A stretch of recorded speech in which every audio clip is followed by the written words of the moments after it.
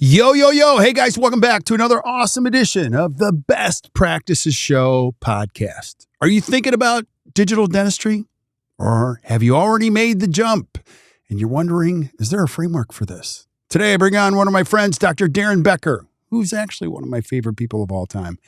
And he talks about a 3-step process for adopting digital dentistry. It is awesome. So please listen to this. I hope you enjoy it. We'll see you soon.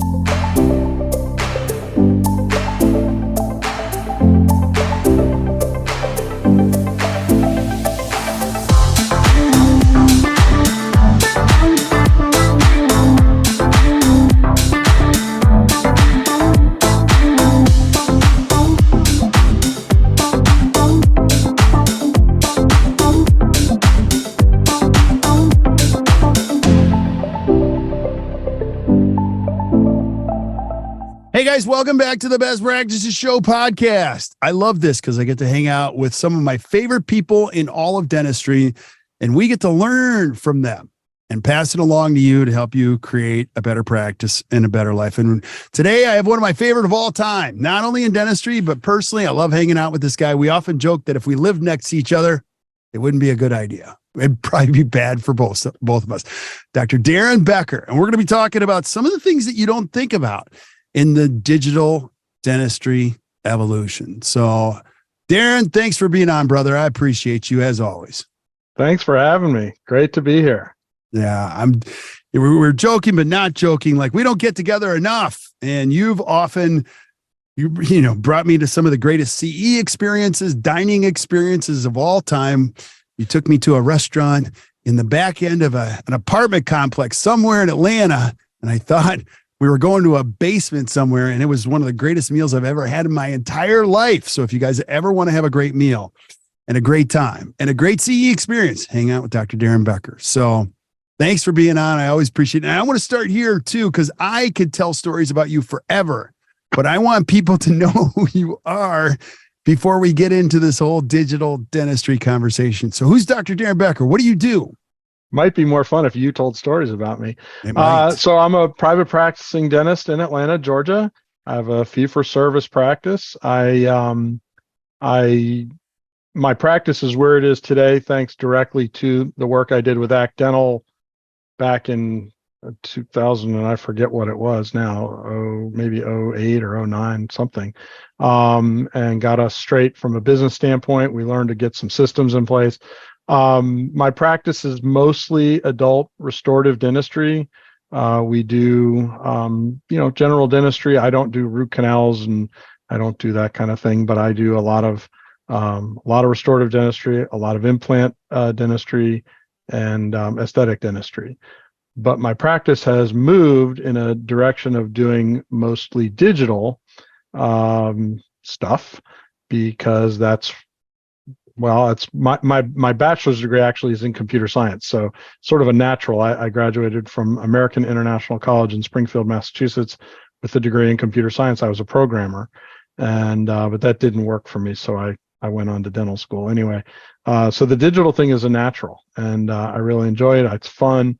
And what we've tried to do is, I should also back up. My grounding in dentistry, my learning in dentistry came from the time I spent at the Pankey Institute down in Florida. So I went through all of their courses. Back then they were the C's. So C1, Continuum 1, 2, 2E, 3, 4, 5, 6.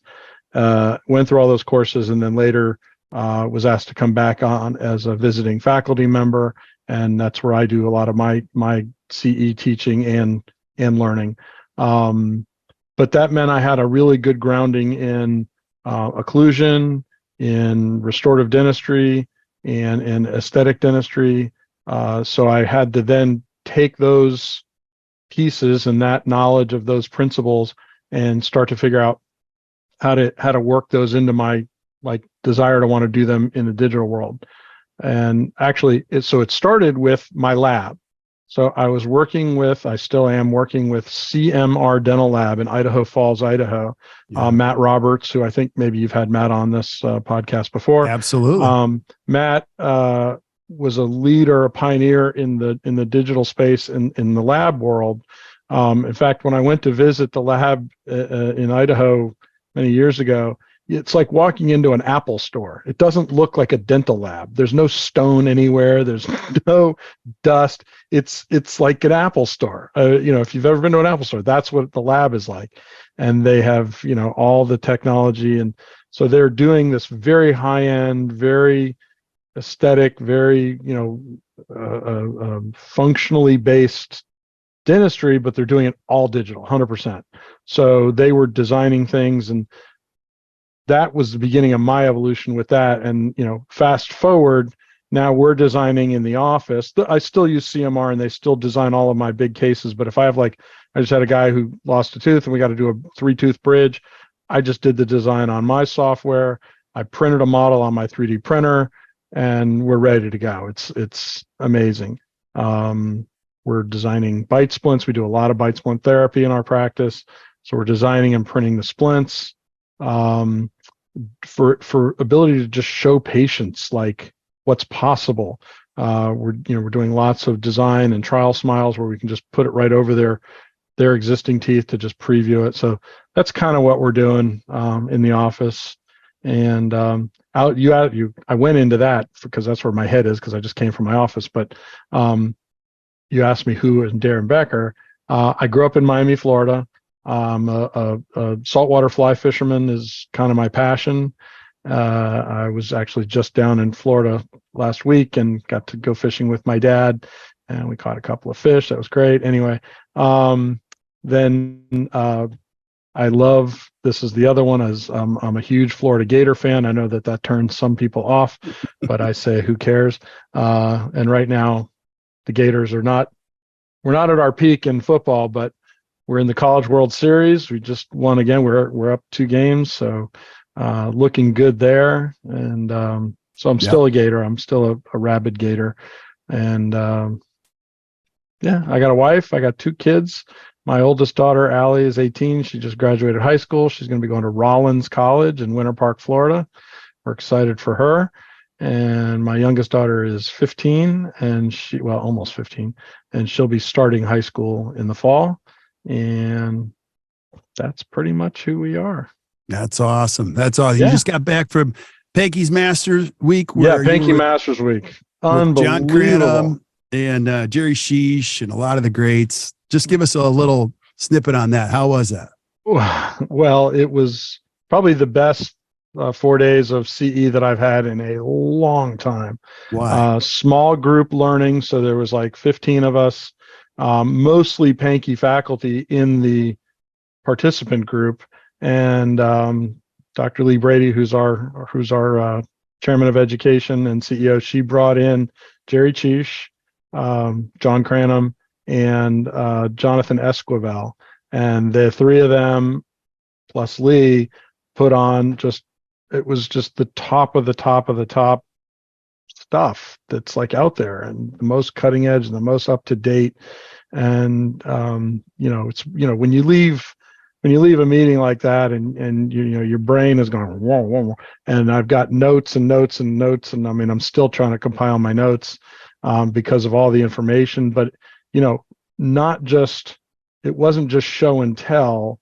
It was show, tell, and then conversation, because it's a small group learning. So we're sitting here having conversation, and then we go to lunch with the instructors, and then they have dinner with them, and then we sit out in the one club in the lounge at Pankey and have wine and drinks afterwards and playing guitar, and everybody's shooting the shit. Jerry Cheesh can still jam on the guitar, by the way. Oh, he can, huh?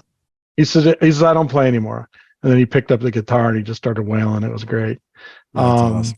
So it was just, good friends in the group, but really, really good program. Things right now with the courses at Pankey are just on fire. It's really great. The problem we're having now is everything's sold out. People want to go and they can't get in for a year.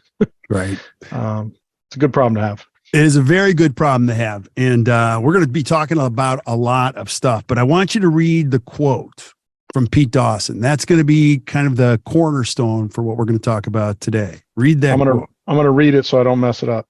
Mm-hmm. Pete Dawson said in 2005, he said, digital dentistry, in the absence of sound occlusal, aesthetic, and restorative principles, will only allow a dentist to screw up mouths even faster. To me, that's everything, because everybody's jumping on the digital thing, and he's right. The same way you could screw up a mouth if you didn't pay attention to sound occlusal principles or good, good biologic principles with your margin design and good restorative principles with your prep design and good aesthetic principles. If you didn't do that in the analog world, you're going to screw things up. Well, digital makes it seem so easy and fast and quick and whatever. But if you don't keep those things in mind, or if you don't understand how to use the software tools the way we use, let's say, an articulator. Right. And this is something, so John Cranham and I, when we talk about this in a minute, but we talked about this 2 years ago. We're talking about how do we do this so that we're not skipping steps, so that we're not missing something. And as it turns out, thanks to brilliant people like Lee Culp, that we can actually do it maybe better in the digital world than we even could in the analog world. But then the other side of that is, at some point you got to make it analog. You got to Right. It's got to deal with a real person. So then how do you then get the digital stuff into the real world is kind of the rest of the story. So Yeah.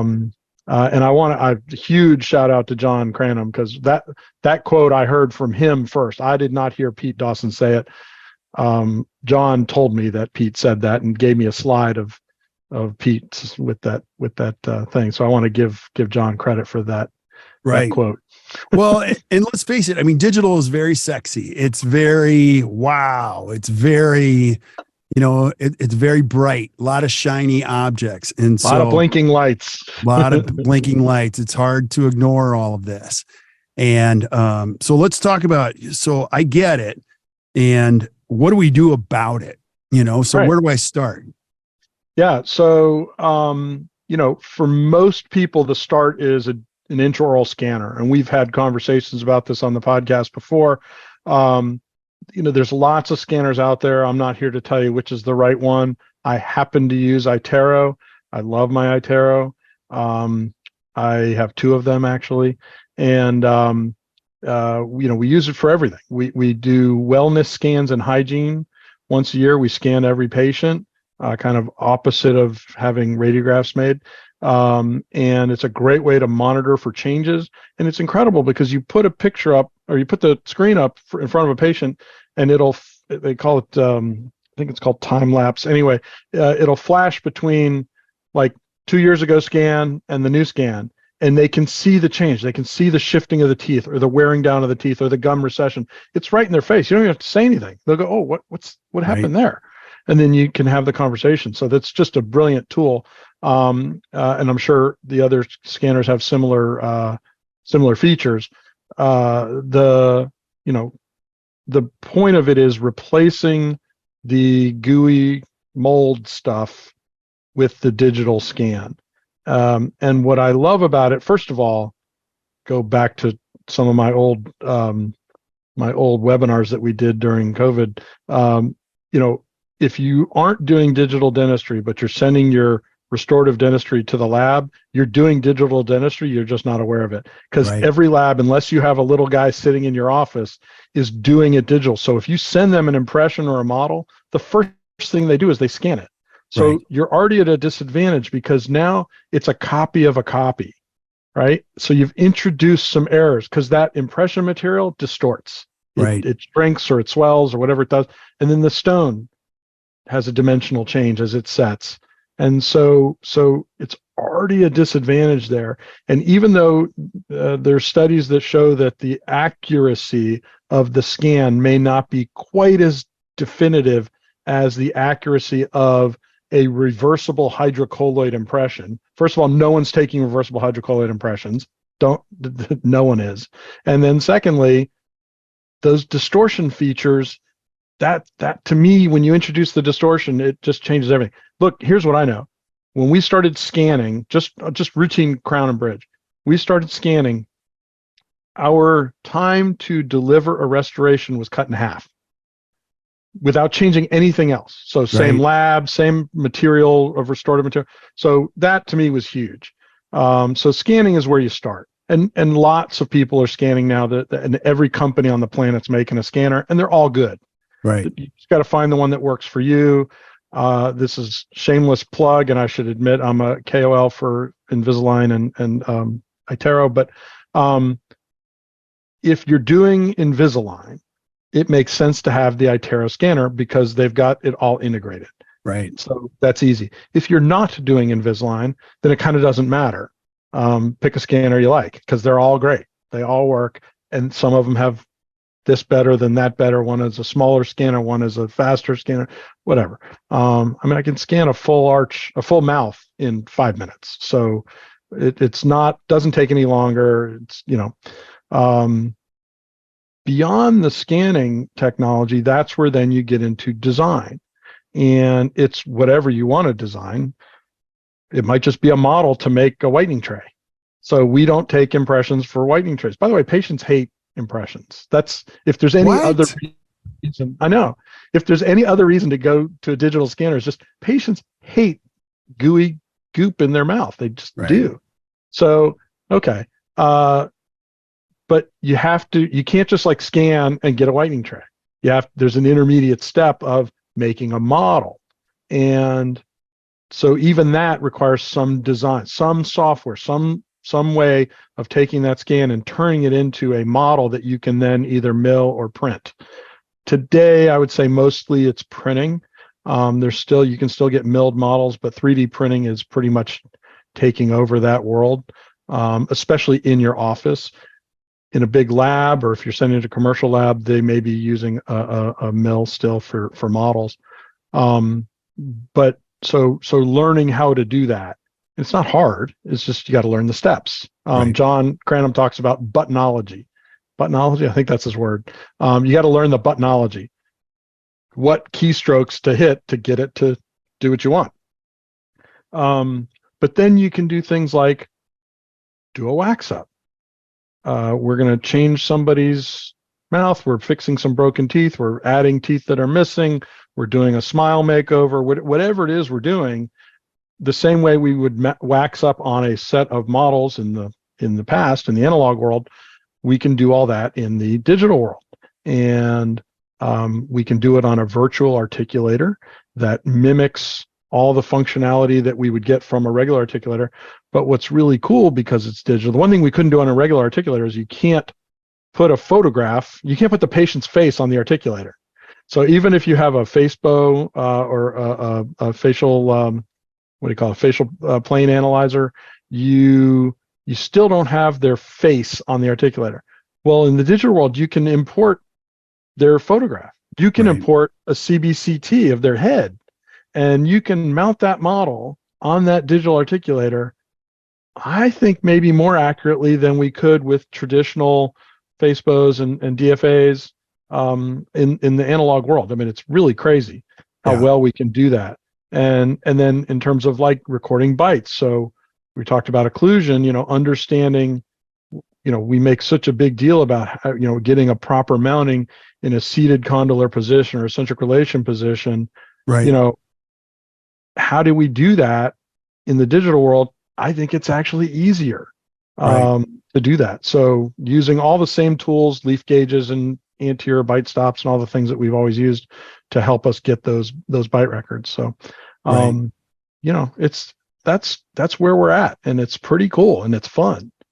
Yeah, it's awesome. Now I want you to speak about this because you're just getting me more and more excited about doing digital dentistry and stepping all the way into it. And we talked about this because Pete Dawson's quote is very true.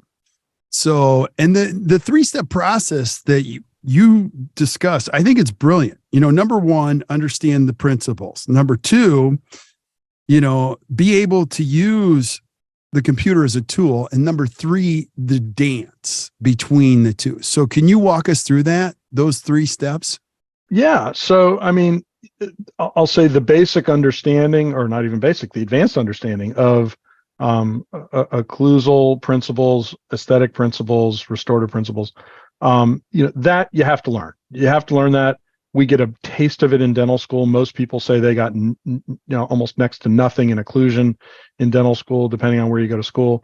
So that's where taking a course at Pankey, taking a course at Dawson, at Coyce, at Spear, there's lots of places to go learn how to do this. I'm biased because I'm a Pankey faculty. I think we do the best job of that. In not just in the technical piece of it, but how do I implement that in my practice, and how do I talk to my team about it, and how do I talk to my patients about it? And we get into all that. But that's the baseline. And right. So I'll assume for the sake of the rest of this conversation, we're already there. We've already got the basic or the advanced understanding of those principles that makes our dentistry predictable, long lasting, and fun. So then the next piece is the digital part of that. And so that's where, so we're going to be doing a course, June, was it June 13th? I gave you the dates. I forgot already. Yeah. I think it's June 13th through the 15th, 2024. Right. So a year from now, at Pankey, John Cranham and myself are going to be teaching a hands-on, and hands-on means you're going to be at the computer. Everybody will have their own laptop. And we're going to be going through the steps that you actually have to take to do high-level dentistry on the computer. And so we're going to work through some cases. We'll do some digital design, and you'll learn all the buttonology, and you'll be able to, fairly quickly actually produce a wax up or do a trial. One of the interesting things we've been having this argument a little bit of, do you have to know how to do a trial equilibration on stone models before you can learn how to do it in the digital world? And we came to the observation that yes, if you're over the age of 40, and if you're under the age of 40, no, right, you don't have to. In fact, you'll learn it a lot faster on the computer. But very quickly, you can tell if a case is equilibratable or not, which is so cool. I mean, in 2 seconds, you can tell that with the proper mounting, and once you know how to read the thing. But but then things like even designing a bite splint. So we can design a bite splint on the computer and then print that on our 3D printer. Best bite splints I've ever made. I mean, I've made them by hand with powder and liquid, acrylic for 20 whatever years. The digital ones are so good, and they drop right in. They fit beautifully. They're right. Easy to adjust. You don't reline them because they fit so well. I mean, to me, that's kind of almost the proof of the the thing with the accuracy of digital is we always reline. I relined every single bite splint I ever made when I made them by hand with acrylic, and now because there's no distortion. Again, it's incredible. So that's kind of the next layer, and then the last piece, the marriage of, or the dance of how do we put all this together is, all right, now I've done that, and now what? So we're going to talk about how do we take what we've designed on the computer and turn it into something physical that we can bring to the mouth. Either you're printing shell temps, or you're printing overlays for trial smiles, or motivational mock-ups, as Chris Coachman calls it, or we're printing models of the design that we can then make a Siltec putty matrix that we can put in, temporary material, bisacryl, and just put right on the teeth and do it that way. So there's a lot of ways to do that, but it's that step of going from the real world to the digital, doing all the magic, and then going from the digital world back to the real world. And that's the dance that you got to do, and you got to learn how to do it. So yeah, and just like dancing, you don't learn it from a course. You don't watch it in a YouTube video. You kind of got to learn from the best. Then you got to go back and practice it, and then you got to learn from your mistakes, and then you practice it again, and then you practice it again and again and again. I mean, I think in the end, digital dentistry will always make our lives a little bit better, but you can't speed up the learning. And that's been an age-old conversation, like analog. Do we do analog before we do digital? I mean, where are you at today? given the speed of how fast this is moving? Well, it moves ridiculously fast. I mean, as soon as you get the software and get the hardware, you get a printer, you get whatever, it's already out of date, but it doesn't matter because it still works. And everybody has a computer. They know that, what's the lifespan of a typical computer? 3 to 5 years. I don't know. And so, maybe this stuff is going to last a little longer, but like I just got a new printer in January. So I'm on my second 3D printer. My first 3D printer still works. It's in the basement of my house. The kids use it to do stuff. And Allie designed a Mandalorian mask. We printed it in pieces, so it's fun. But I was having trouble with it, and that company so this is one of the problems in the with emerging markets, I guess, is the company that made my first printer, that was an awesome printer, doesn't exist anymore. Company is not there. So I couldn't get service, I couldn't get support, I couldn't get parts. So that necessitated me getting a new printer. Otherwise it works. So I could still be using it theoretically, but anyway, resins are getting better. Like I say, the new splint material is awesome. The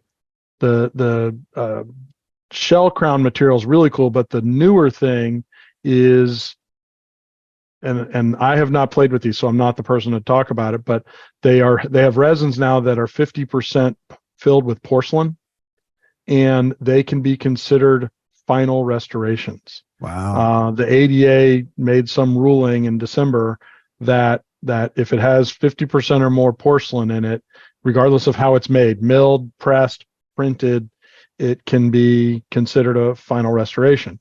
So that's kind of a new thing, and you're going to maybe start seeing more printed restorations as final restorations. I do not, by the way, I should say this, I do not fabricate any of my final restorations in my office. They all are made in the lab at CMR in Idaho. And the reason for that is twofold. Number one, I'm not in the business of making, like I don't have a production lab in my office. It's great if I'm doing one restoration at a time, but oftentimes we're working in sections and quadrants, or we're doing a full mouth rehab. It's just inefficient to do it in my office. And they do such a great job of it. And they're going to, even if they get to the point where they're 3D printing these, they're going to go back and characterize them and put all the details that makes it look like a tooth and not like a restoration, that I don't have the skill or the time to do. That doesn't mean you couldn't do it in your office, but I choose not to. The other piece of the puzzle with that is, for me, when we're bonding in these restorations, and most of these things are bonded, restorations, you want the tissue to be pristine when you're doing that.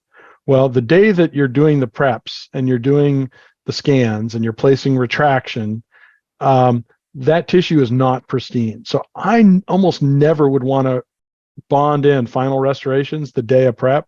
So the idea of making it in my office for like a one appointment thing, it doesn't suit me. And I'm usually trying something out in provisionals anyway. So I don't mind the lab making it. I'm not in a hurry to do them in my office. So that's just my own take on that. Love it. I love it. And it's just, you and I are going to continue these conversations over and over again, just so that everybody can start to make sense of this. But any last thoughts? I have like 10 more questions I want to ask you, but I can't keep you all night on this one. But any last thoughts on how do we put all this together so that we don't screw up people's mouths? Well, I think, I agree. I mean, how do we not screw up people's mouths? So it's make sure you have a great understanding of the occlusal, restorative, and aesthetic principles that are tried and true. You can't skip those. Then figure out where digital works in your world. Again, I think a scanning technology is kind of first. Working with a lab that's already probably digital, but working with them hand in hand. And then maybe if you're going to get into production in your office, 3D printer is a great way to start. Today, you can get an excellent 3D printer for not a ton of money. My new printer, I guess I should shout out for them, is Nexa 3D. Nexa 3D Zip, XIP is the name of the printer. It's an Israeli company. It's an unbelievable printer, and it's priced right at the same place as a Sprint Ray. I would tell you that it's way better, but anyway.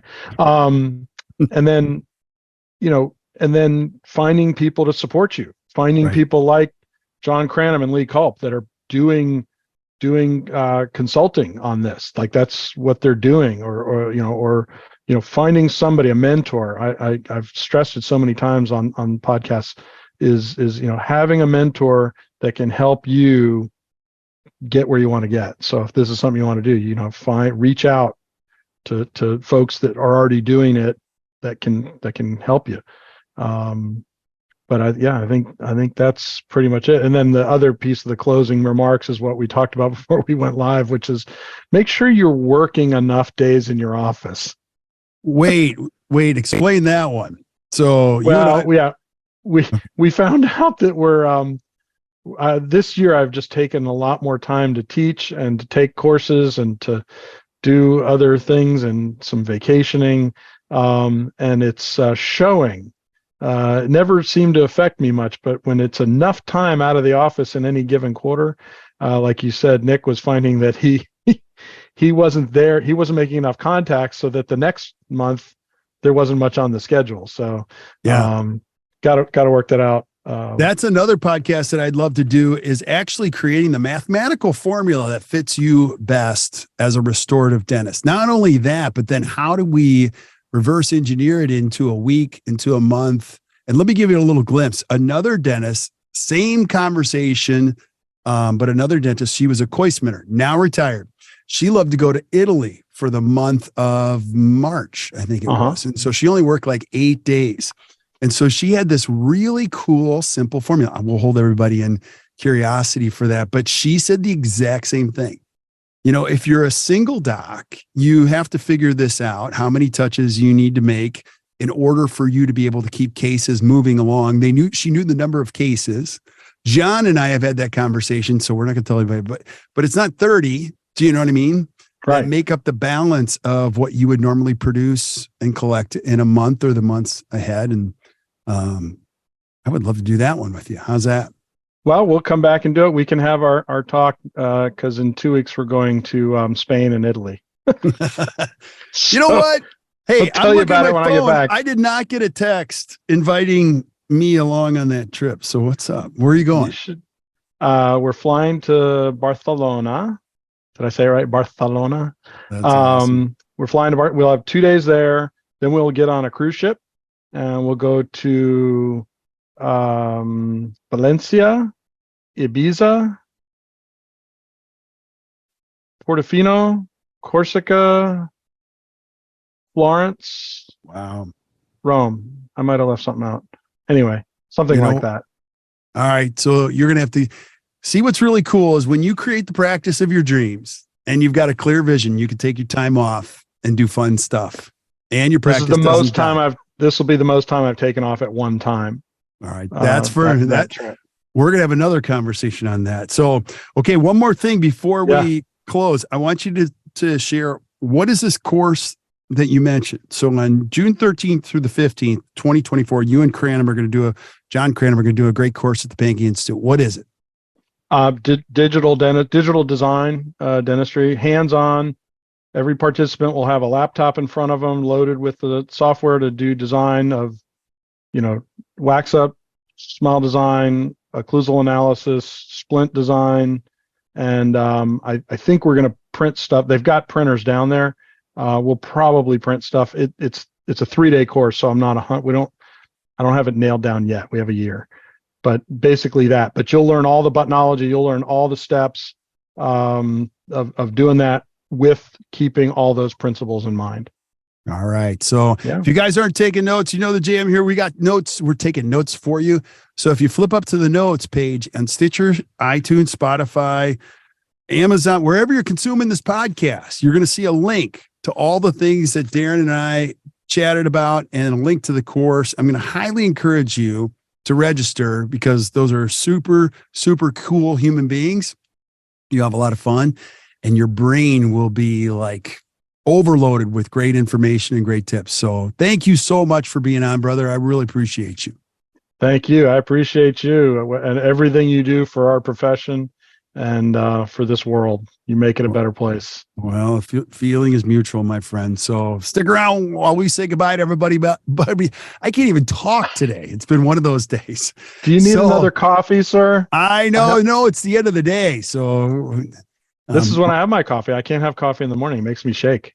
I know. My wife's coming to pick me up, and we're going to have a nice dinner. So I'm going to have something other than coffee. How's that? So it'll be great. So thank you guys for listening to the Best Practices Show. Hey, super grateful. I love doing this. We're going to keep doing it forever and ever and ever and ever, and bringing you great speakers, great thinkers, great teachers. So if you enjoyed today, do us a favor, hit the share button, share this with your friends, because I'm going to keep bringing it until you guys have a better practice and a better life and even beyond. So until we see you guys next time or you hear from us next time, keep watching or keep listening to the Best Practices Show. You guys enjoy your day.